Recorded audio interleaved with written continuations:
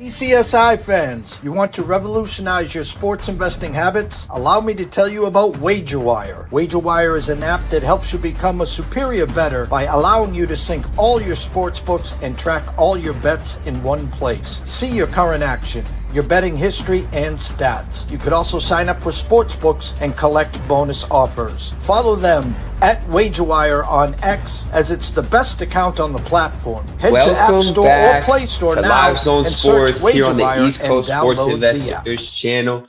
I'm happy you're here. It's Mozzie with you. No live zone today, so you're stuck with me. But we got a jam-packed episode for you as always. Love to jump right into it. We're starting off this episode with the Bears' mistakes and what has gone down in Chicago this year for the Bears. Now, if you have listened to the Live Zone Sports podcast in the past, earlier this season, Live Zone and I discussed that this was going to be the toughest division in NFL football this year. It has lived up to that. We did think Chicago would be in a 1-2 position. I personally had Chicago winning this division or finishing second behind the Lions. That has not panned out. We're looking at different reasons why the Chicago Bears have not worked this year. Jumping into it, obviously, first overall pick in the NFL draft, Caleb Williams coming in. Everyone thought he was the most ready, the most prepared to plug in and play in the league. It hasn't panned out that way. It seems that every other quarterback that's been drafted in the league is putting up better numbers or doing better in the system they've been put in than Caleb Williams. He really hasn't performed to a full potential. You know, back in college and NFL, two different games, end of the day.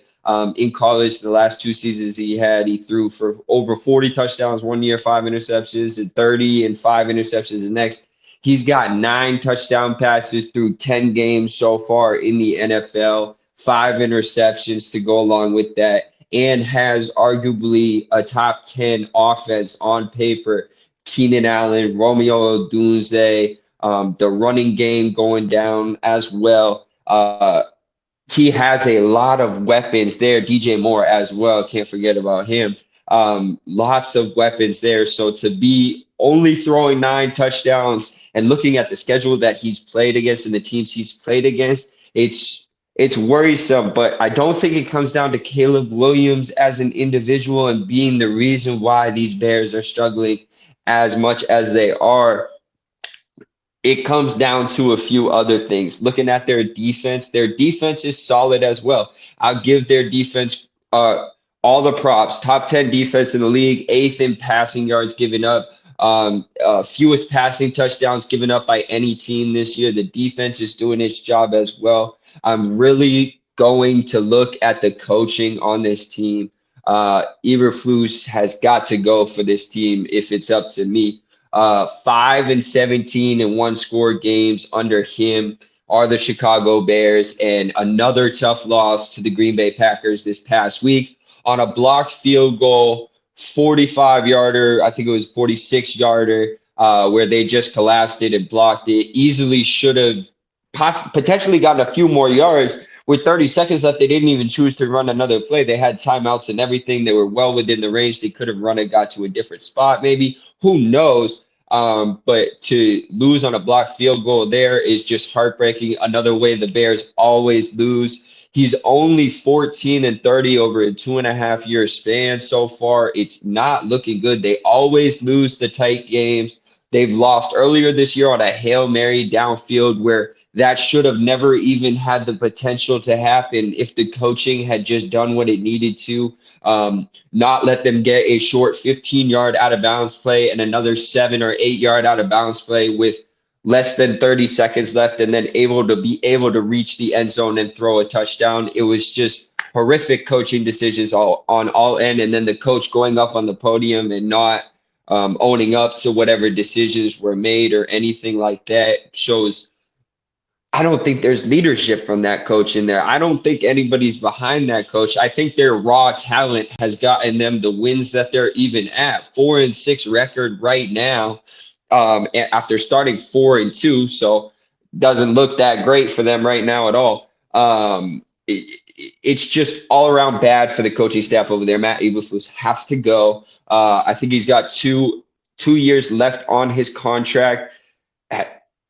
I say cut ties as soon as possible. I don't think there's a chance for the Bears really to. There is a mathematical chance for the Bears to make it in. I don't think there's a realistic chance for the Bears to make it into the playoffs this year, especially in their division with the Packers, the Lions, and the Vikings, surprisingly, well above them in the standings and not looking back anytime soon.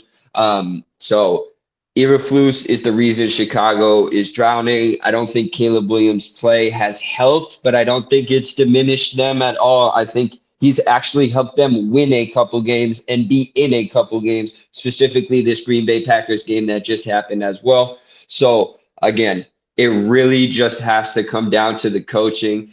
If you go back even further to previous year, to last year, I believe they were up 12 in the fourth quarter with less than 8 minutes left, against the Detroit Lions, and they ended up blowing that lead as well. If I'm Chicago, I'm cutting ties with Eberflus, and I'm bringing in a coach that fits Caleb Williams and the offense, because that's what I want to run with. I know my defense is going to be solid and stay up to par over there. I can't waste the pieces I have, the quarterback talent and the pieces around him that I have right now. I need somebody that's going to make it happen. And remember, we all forget Bill Belichick is still not a coach in the NFL, which blows my mind, is truly wild to me. But we have more to talk about here on this live. We're going to hop over to the NFC South race. Yes, the NFC South. Arguably the weakest division in football. I would agree that it is the weakest division in football. That's just me. I do like touching real quick. Vrabel would be good in Chicago. Let's leave it though. All right, NFC South. We got Atlanta, Tampa Bay, New Orleans, and Carolina vying for the one playoff position that's going to come out of that division, and that is winning the division. Now, if you look at this, it's a 3-team race when it really comes down to it. Carolina, thanks for playing. Thanks for coming. You went with Bryce Young. You dropped Bryce Young. You went back to Bryce Young. I think there's a bright future for Bryce Young. Truly, I do. I don't know if it's with Carolina or with another team. I like the guy. I like his attitude. I like how he plays the game. I don't like his size, but I like his throwing ability. And what I see out of him and the potential I see, losing that many games, there's only one way up, and that's up. So Bryce Young, good things to come, but Carolina, I'm sorry, you're done. So looking at this, I do still have New Orleans in this race a little bit. Now, here's why. They're hanging on by a thread, but if you're looking at the remaining schedule for the New Orleans Saints, they have the easiest schedule out of anybody, I believe, in this division left. If they can win 5, or if they can either win out or go 5-1 in their last 6 games, I think they win this division. I think only 9 wins is all it's gonna take for you to win this division. This weak division in the South.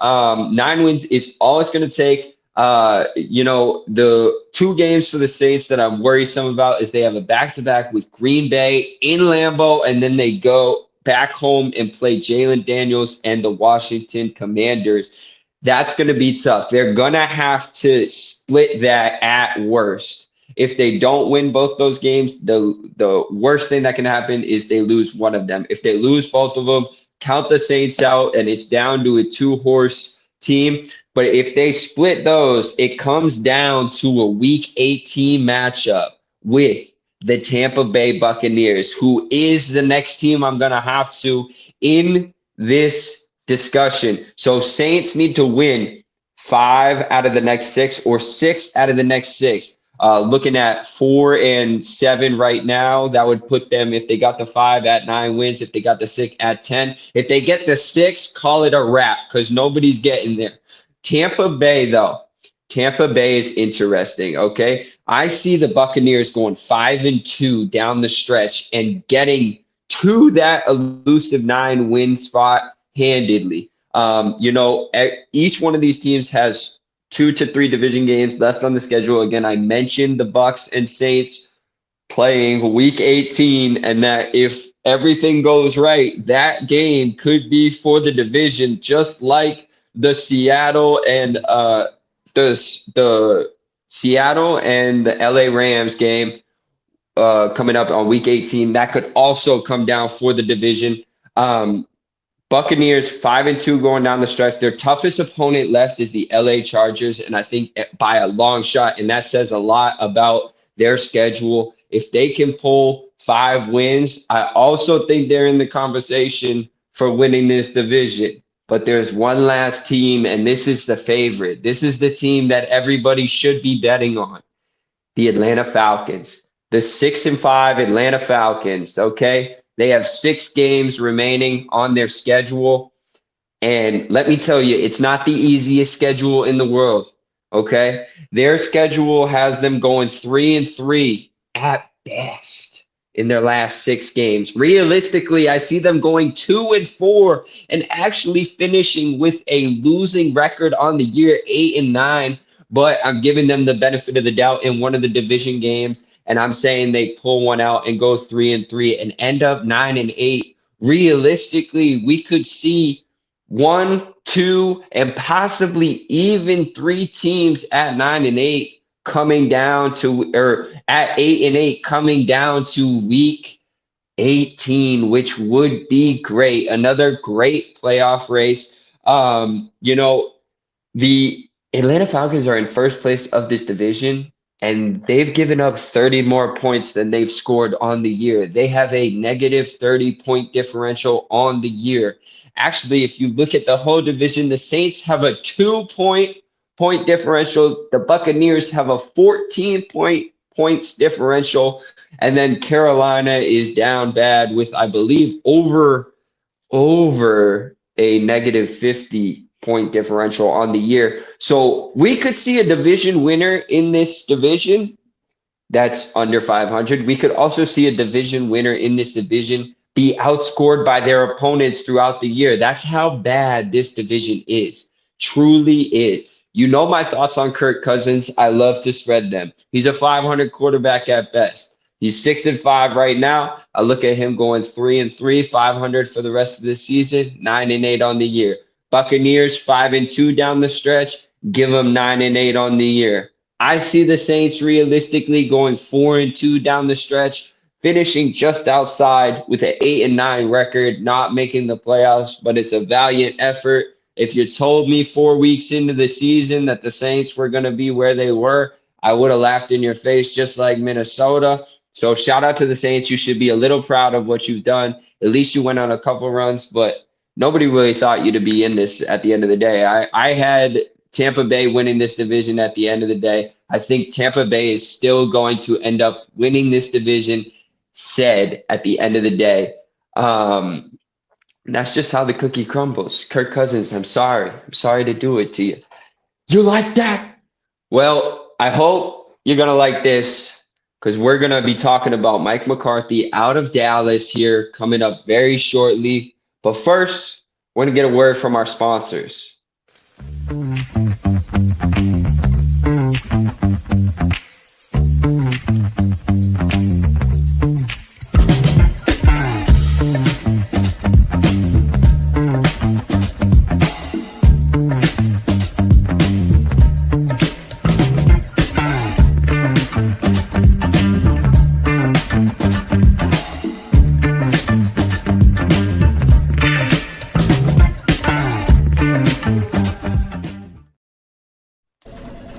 Jared, hey, we're gonna need you to tone it down with the Summer Friday thing, okay? What are you talking about? Well, for one, it's not summer anymore. Oh, really? Coconut. Also, who is this? I'm the caddy. Oh, he's my intern. Sorry, intern. I'm his intern. Yeah, he's doing a great job. No golfing in the office, okay? Summer Fridays are over. You can keep the Hawaiian shirt, but the rest of this stuff, all right? Are you grilling? Oh, yeah. Did you want a burger or a hot dog? No, grilling in the office. It's a good point. We should take this outside. No, that don't. You put that right back down. Yo, it's all in the hips. Oh, dude, come on, we gotta go. Let's go.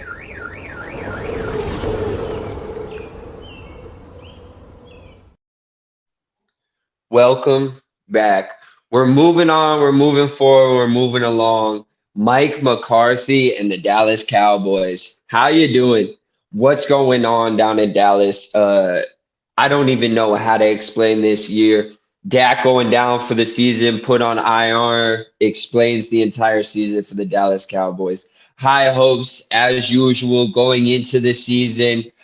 Championship, NFC championship or bust. There was a point in time where yours truly picked the Cowboys to make a run. I'm glad that episode never aired because I would have had to eat my words. Cowboys, dismal season so far.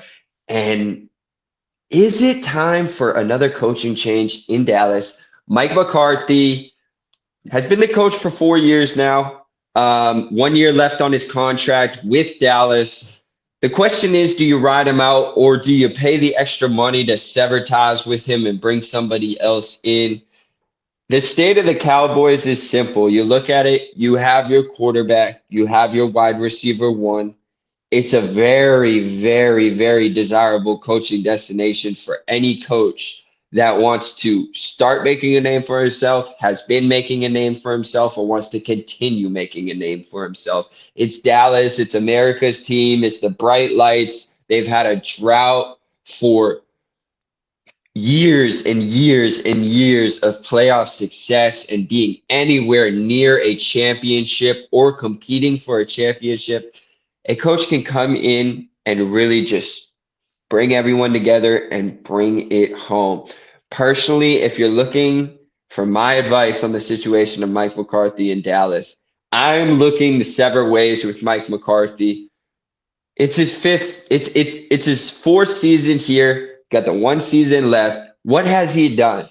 He's gotten you over a 500% win percentage. He's 45-32 in 4 years. Great. What's he done in playoff performances? He's 1-3 in 4 years. This is unexcusable from a coach of his caliber with the team of this caliber. This defense was absurd. This team was blowing people out at home.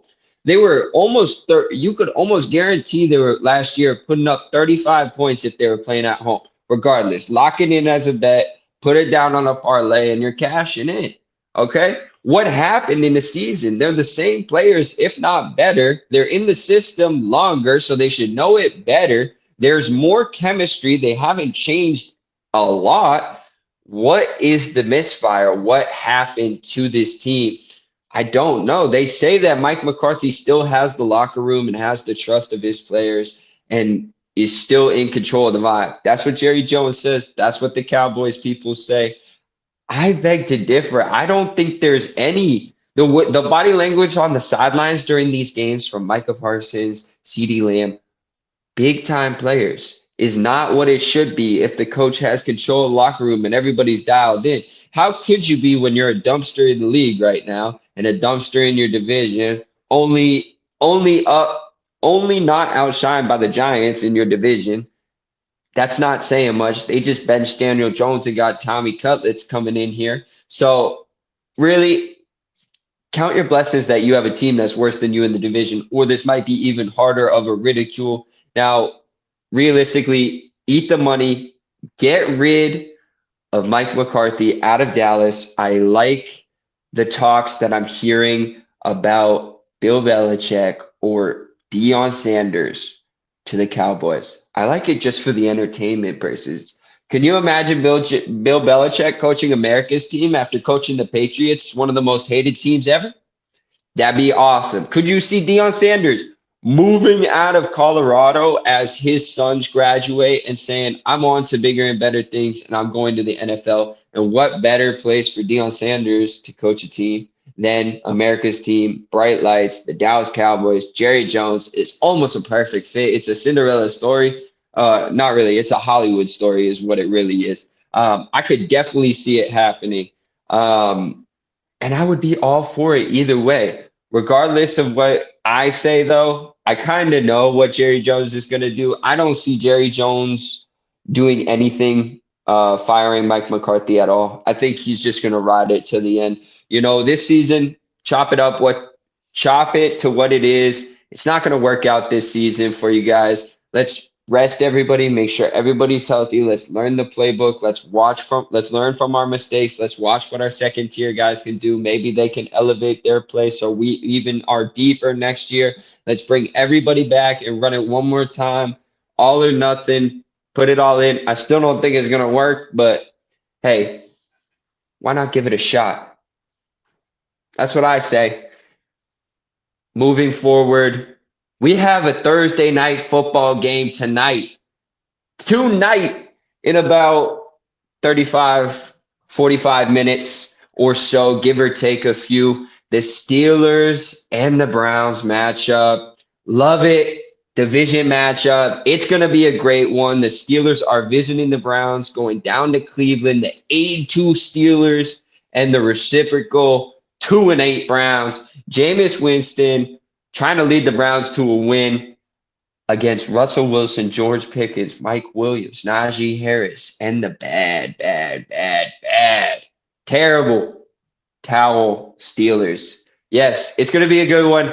I do think it's going to be a higher scoring game than what the line is saying at 36.5. I took the over on it. I see around 40 to 41 points being put up. I could see a 24-20 game, a 21-20 game. It's going to be close. I like the line. I like the line of 3.5. I do think it's going to be closer than a lot of people think, but I do end up seeing this Steelers team pulling out the victory. I don't see many flaws in this Steelers team, and I don't see the Browns defense being able to stop the offensive attack of the Steelers on the deep ball of Russell Wilson's going to torch them. And then in the meantime, you have Najee to pluck away, get some yardage to open up that pass ball.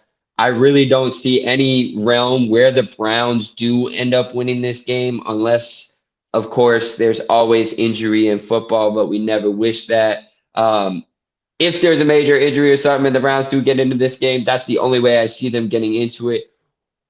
Either way, though, these division games in this division with these teams are always entertaining. I can almost guarantee there's going to be a fumble tonight, or an interception, or a play that you've never seen before, or a rule change. Something's going to happen in this game tonight. I guarantee it.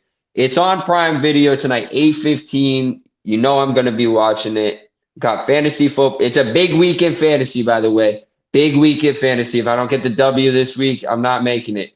We got a question here. Do you think Pickens will get 70-plus yards?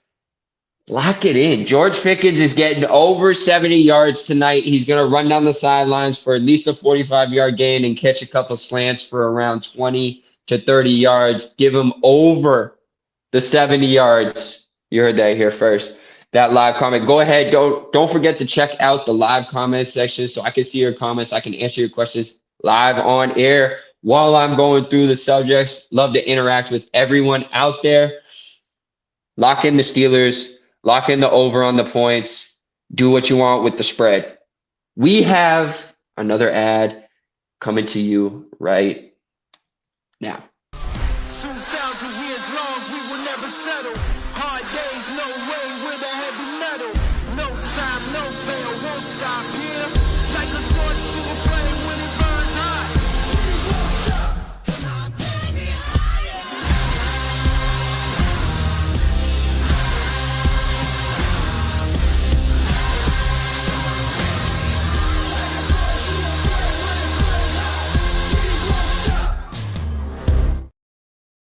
TPCSI fans, you want to revolutionize your sports investing habits? Allow me to tell you about WagerWire. WagerWire is an app that helps you become a superior bettor by allowing you to sync all your sports books and track all your bets in one place. See your current action, your betting history, and stats. You could also sign up for sports books and collect bonus offers. Follow them at WagerWire on X, as it's the best account on the platform. Head to App Store or Play Store now and search WagerWire and download the app. We are back, and we have another question in the chat before I hop on down to this weekend's picks and we go through the games, looking at them for this weekend and what's going on with them. What about Russ for 2 TDs tonight? Hey, lock it in. Russ 2 TDs, also Pickens over 70 yards. I say lock them both in. If you want to parlay them, do it. I'm more confident in the Pickens yardage than Russell Wilson with 2 TDs, but that's just me. I think Najee is going to get in there a couple of times tonight, but do the 2 TDs. Do it. Do it. All right. Moving forward, we're on to the weekend games. We have a slate of 1 o'clock games. Couple good games going on. Vikings Bears division matchup. You got to love it. Should be a good one going down in Chicago. Minnesota 8-2. The Bears, earlier mentioned in this episode, 4-6 on a 2-game slide, losing to the Patriots and Packers, putting up a total of 22 points in 2 games. Not going to cut it in the NFL, to be honest. Sam Darnold and the Minnesota Vikings continue to roll and continue to say that this is not a fluke. This is not just a 4-week, a 6-week, a 8-week. This is a season run for this team, okay? Sam Darnold is here. He's telling you what's up.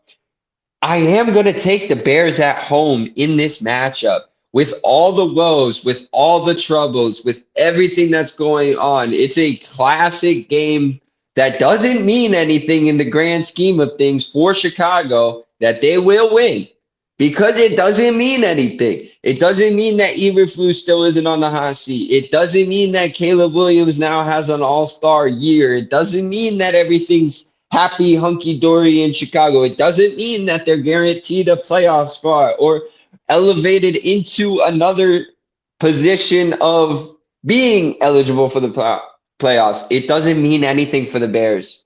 If they win the game, great. Their fans are happy. And those are the games that they win. The ones that only matter for one specific reason, they won the game. So give me the Bears over the Vikings this week on Sunday. Moving along, we also have the Kansas City Chiefs visiting the Carolina Panthers in what should be the blowout of the weekend. Kansas City traveling down to Carolina. Now, I gave my props to Bryce Young. I don't think he's anywhere near a Patrick Mahomes level. I don't even know if he can play up to that level or his team can with him. I see the Chiefs winning this game by at least 2 touchdowns. 9-1 Chiefs against the 3-7 Panthers. On the road against the Panthers, Chiefs coming off a tough loss to Buffalo. I think they're going to want to take out their frustrations on this Carolina Panthers team. And I think it's a perfect time to Carolina giving up tons of passing yards, tons of touchdowns, a little bit of everything. When you play Carolina, you might find all your teams are clicking. Your offense, your defense, your special teams, everyone's clicking. Give me the Chiefs in a rout of the Carolina Panthers. Moving forward, we have another matchup of undermanned team versus a substantially manned team. We got the Tennessee Titans visiting the Houston Texans. In Houston, CJ Stroud, Nico Collins coming back. Joe Mixon going crazy for 3 touchdowns this past week. Destroyed me in fantasy on that one. RIP. The Titans, they're existing. They shouldn't be 2-8 at the end of the day. I think they should be a 4-6 team, a 5-5 team right now. They've lost close games. They've been in games that they should have won. They've been ahead in games they should have won and just haven't closed it out. They've also lost to teams they probably shouldn't have lost to. I think this game is closer than people think. I think it's within a touchdown. I do think it ultimately comes down to the Houston Texans winning it at home with the crowd, with their talent, and with Stroud.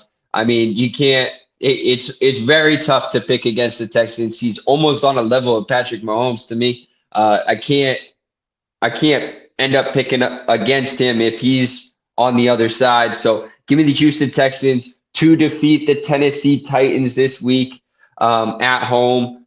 Moving forward, might be one of my favorite matchups of the week is the 9-1 Detroit Lions visiting the 5-6 Indianapolis Colts.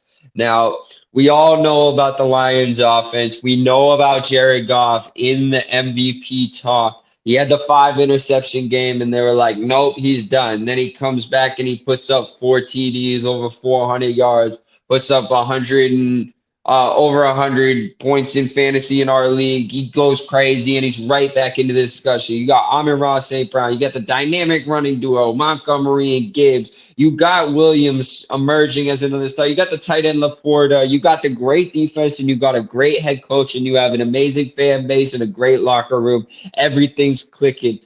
On the other side, you have the dog, Anthony Richardson, for the Indianapolis Colts. He quit 2 weeks ago. He came back with vengeance, beat Aaron Rodgers, game-winning drive. He ran that thing in for it. Anthony Richardson is ready to play. I think this is a statement game for the Colts. They're vying for a playoff position. They want to make the playoffs and upset a few teams. If they can get a win at home against the Detroit Lions, who are streaking over people, putting up 52 last week, if they can get a win or keep this game close and maybe lose by a little, like, I think this is going to bode well for the Colts. I think this is a much closer game, again, than people thinking. I think a lot of people think the Lions are going to walk away with this thing, but watch out for the Colts. They might keep this thing close, and they might end up making an upset this week.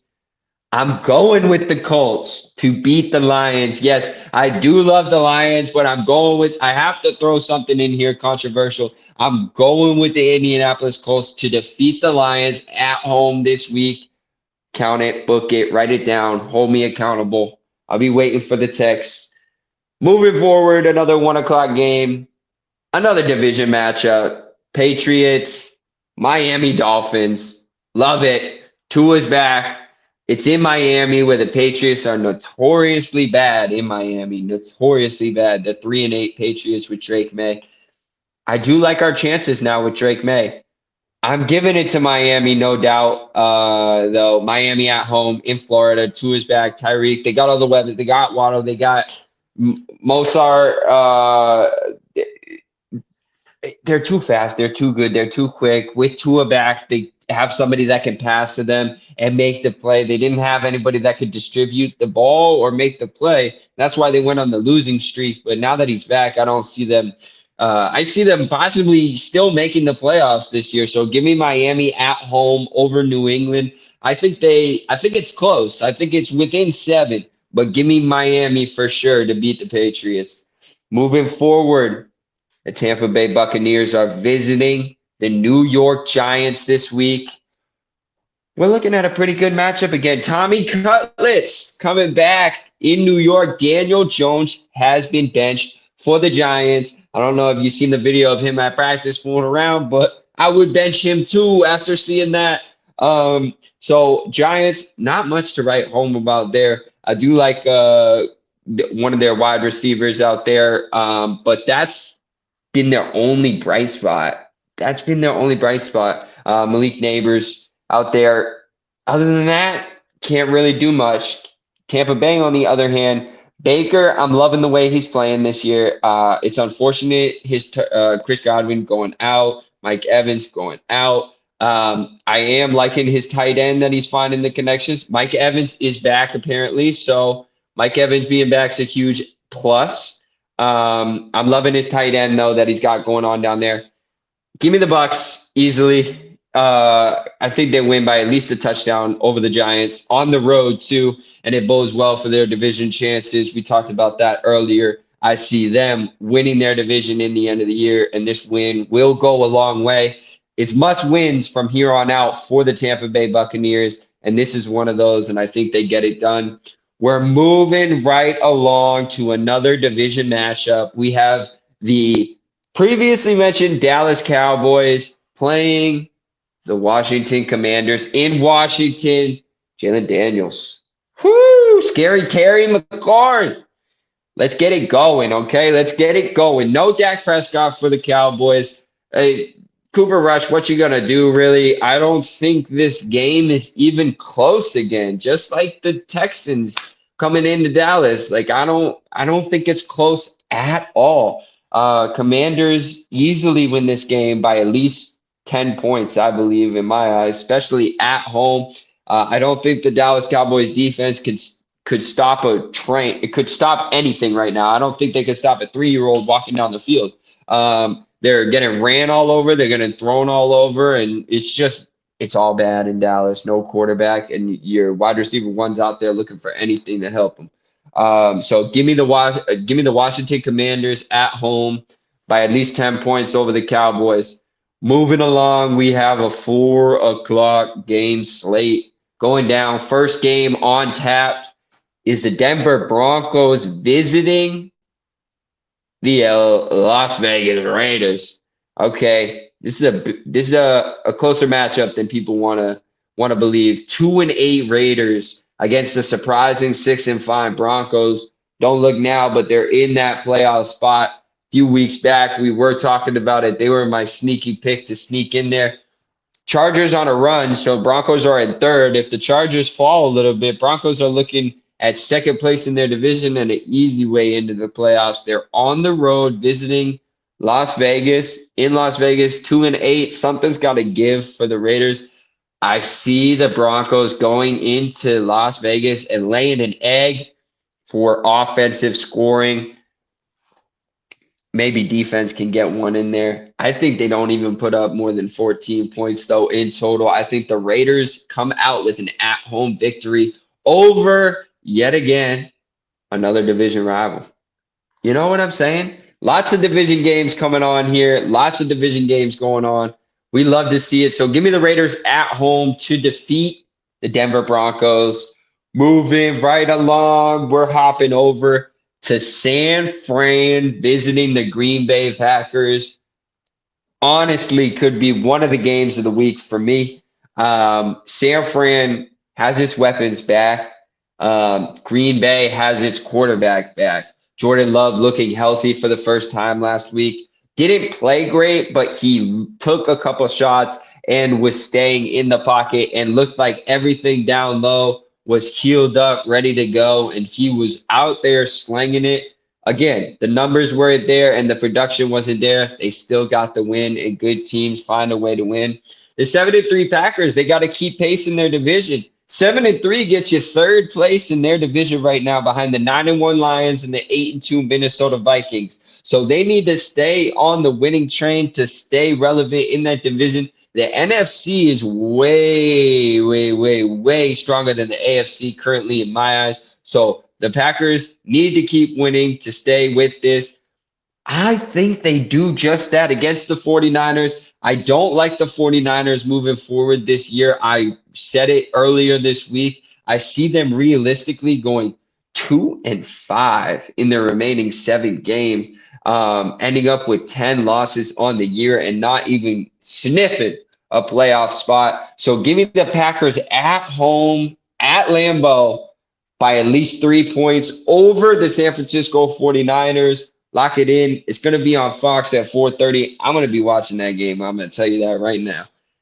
Moving forward, I'm going to have to flip channels between the two games because the other game that's going on at 4:30, the Arizona Cardinals visiting the Seattle Seahawks. Yet again, another division matchup. That's 4 or 5 this week alone. Arizona 6-4, Seattle 5-5. 1 game separating first and last in this division. The Niners, aforementioned against the Green Bay, probably losing that game. They are in this division as well. But the Cardinals and the Seahawks have 2 matchups in the next 3 weeks. Whoever wins those matchups, if one of those teams goes 2-0 in those matchups, they are going to win this division. And I said it earlier and I said it again. That's what I believe. It's coming down to that. If they split it, it's going to come down to a Week 18 matchup between Seattle and the Rams. Now, in this game here, I got Seattle at home. Kyler Murray coming through in these games does not happen. It does not happen. I'm going to keep betting on that to happen. And I'm going with Seattle at home. Give me a 4-point win, at least, by Seattle at home. Geno Smith is going to make it happen. I hope. I want Seattle to win it. Moving forward, we got a Sunday night and we got a Monday night game. First off, let's talk Sunday night. Eagles visiting the LA Rams in LA. SoFi Stadium should be a fun one. Jalen Hurts, questionable injury last week. He's been limited at practice this week. Should be good to go for Sunday night against the Rams, all things considered.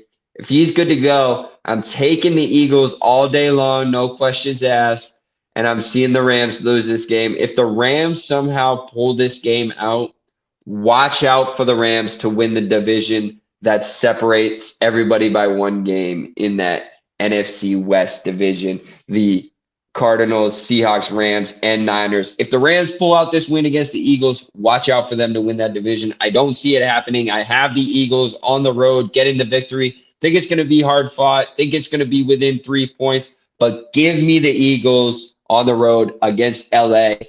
And we have one more game to talk about. This one may be the game of the week. It's happening on Monday night.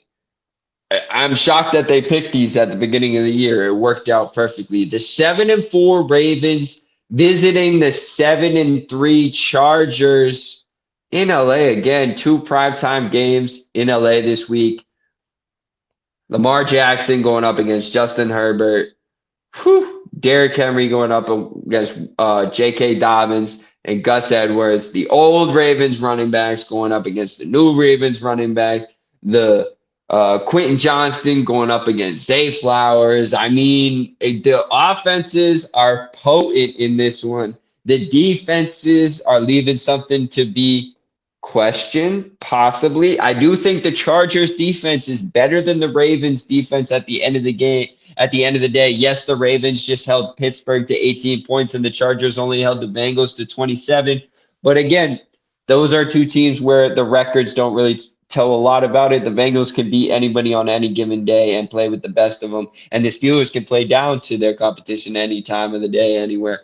But looking at it, does it come down to who I believe in more to show up in primetime games? And I'm looking at, I have 2 options here. Lamar Jackson, who flops in division rivalry games and primetime games. And I have Justin Herbert, who flops in primetime games and against strong opponents. It's a coin toss at the end of the day. I'm going Chargers at home to beat the Ravens, put the Ravens at 7-5, keep the Chargers going at 8-3, and we will see what goes down. But those are my picks for this weekend. And I hope you're glued to your TV this weekend and you get it rocking and everything is nice and fun for you and your team wins and your parlay hits. I'm going to be hoping the same thing for myself. So that's all the time we have this week on the Extra Point. It's Mozzie with you as always. Shout out to Sports Revo, Rhythm, Viva. Shout out Atlanta Stakes, Wager Wire, East Coast Sports Investors, Jeff Dawson, CJ, Live Zone. Shout out to everybody. I hope you have a great night. I hope you enjoyed the show, and we'll see you again later this week.